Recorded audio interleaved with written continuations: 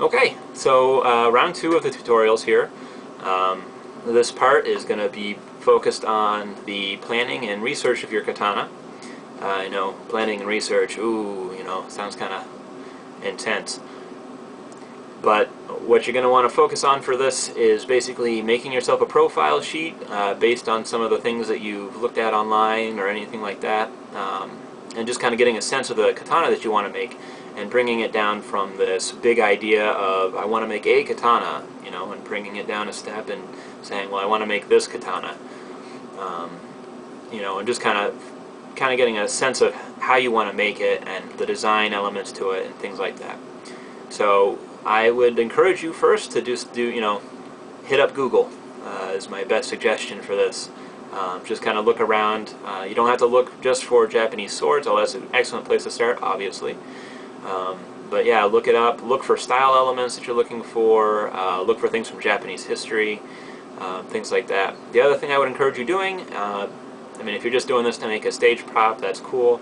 But I still encourage you to kind of investigate a little bit deeper the history of this sword, of the katana. And just kind of getting a sense of the history behind it. For instance, the fact that this was not something that was taken lightly, the making of these, it's still not taken lightly today. It's licensed and everything in Japan. It's serious business for them. And even, way back when people used these during the days of the samurai and everything like that, this was important. The smiths made these swords and they made them to the best of their ability because that was their pride, and that was their livelihood. But also the users of these swords, the warriors who used these, their lives depended on these swords. So there's a direct connection there between the people who made the swords and the people who used them. That might be too in-depth for you, and you may be like, you're boring. Yeah, okay. But, so yeah, I definitely encourage you to do a little bit of research, especially on the design elements, and then also I encourage you to check out some of the history of it. But moving on, next we'll work on kind of developing, after you get some of these ideas in your head, how do you focus that down a little bit. I find the best way of doing that is to use a profile sheet. And what I mean by that is I just have an example right here that I just drew up real quick for the katana that I'm going to be doing, and that's going to be the white tiger. The white tiger, I researched just some random topics there, and I found a page. I happened to stumble across these 4 creatures from Chinese mythology, each one representing a cardinal direction, north, south, east, west, and the white tiger actually represents the western direction. But I really like the idea of it. Did some research behind that creature, and I just want to incorporate some of those elements in, even down to the color. It's not just a tiger; it's a white tiger. So it's something to be aware of, and that's how that's the best way I've found to get a design of a sword going, is through that research. But then, how do you kind of focus that down? I want to make a white katana tiger. Yes. So how I start off is I make a list of construction points, which is basically how you want it to look, all the pieces that you're going to want to include from the blade. If you want all the pieces, that's fine. If you want to leave a tsuba out, go for it. So yeah, all those pieces that you want to include and some of the construction elements, that's where you want to put those in there. Then you're going to want to go over here and kind of do a visual part of it, which is just like the sketching, some of the colors you want to use, and the design references.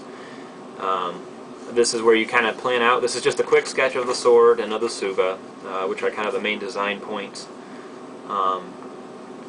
But then you can see how I drew little arrows, and those are just little notes to myself. Nothing major. It's not a real in-depth process. But this, so you can kind of plan out how these elements are going to come together on the sword and how it's going to look. So these two are definitely related. And then from these 2 items, from your construction points and your visuals, you definitely want to make a materials list. And again, this is just to kind of get your head in the right spot in terms of picking up the supplies you're going to need, and definitely write down everything, paints, your wrapping material, anything that you're going to want. Write it down, especially because this helps later, because you can use it when you go shopping. Hooray! the next piece is just kind of your new and improved lists. If you've done it before or if you haven't, this is just a place where you write down to yourself all the things you really want to spend extra time on in order to make it really nice. Or if there's a piece that you're worried about not being able to how to do, extra research or extra, thought goes into that. That's where you would put under your new and improved list. And then finally, just your goals, what you're trying to accomplish for yourself in terms of the sword. For me, I've made a couple of them, but I'm still trying to work on making them, a real smooth finish, having the paint real smooth, and having the whole thing look real clean. For this specific sword, I have a white overall theme with black detailing, but I really want to make that so it pops, so the little black details just really kind of pop out at you, and having that contrast. And then something I really want to accomplish with this sword is also having a convincing Haman. The Haman is just it's a different color along the edge of the blade. It kind of makes a little wave pattern, but and that's just from the tempering process. But it's one of the characteristics of a katana that I'd really like to capture. So that's really something that I'd like to do. So that's it. That's the profile page. Like I said, it's really simple, something you just want to sketch up to get a sense of where you're going. One last suggestion I would make is while you're doing your research and drawing everything up, something you're going to want to consider picking up for yourself is just a little notebook like so, or just having some pieces of paper handy. This is something you want to take with you while you're constructing it, while you're buying stuff, and even while you're planning it out. Any good references or anything like that, I would recommend writing it down in a notebook, and that way it'll help you if you happen to decide to make more of them, if you kind of catch the bug. But yeah, that way you have all your notes as to what works, what doesn't work, any good references that you have, or anything that you really like to capture. I would write it down. It's the best way of keeping track of the information and to keep yourself organized, as far as I know. So that's pretty much it. We're going to move on next to doing the tools and materials, so we'll see you there.